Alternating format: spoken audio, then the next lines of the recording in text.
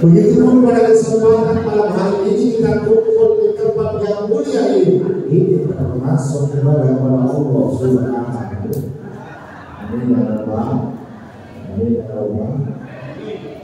Alhamdulillah kita sekarang kumpul di tempat yang mulia ini dalam rangka memperingati, mengagungkan, memuliakan kelahiran baginda Nabi Muhammad Sallallahu Alaihi Wasallam. Bapak Ibu memperingati Maulid Nabi itu maklum, memperingati Maulid Nabi itu masyru', memperingati Maulid Nabi itu bagian yang diperintahkan oleh Allah.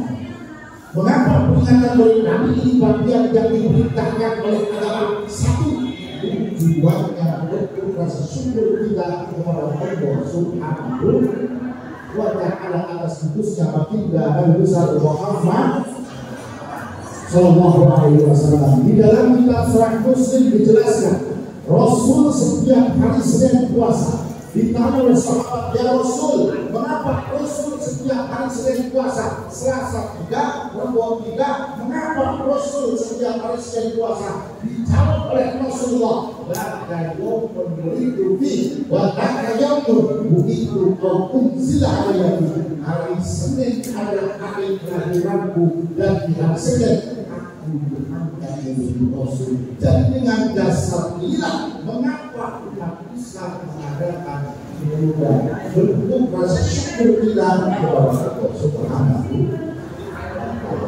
Ada keluarga anak tergantung tempat tergantung berdiurang sedang jiwa sobat berjaya berubah sebagai ini dongkang ini panjang sahabat dua panjang sama dua doang. Ayat ini mengatakan mengundang dibacakan berjanji. Ayat ini mengundang diadakan salawat Nabi. Yani salam alaika ya Rasul, salam alaika ya Habib, alaika salawatullah.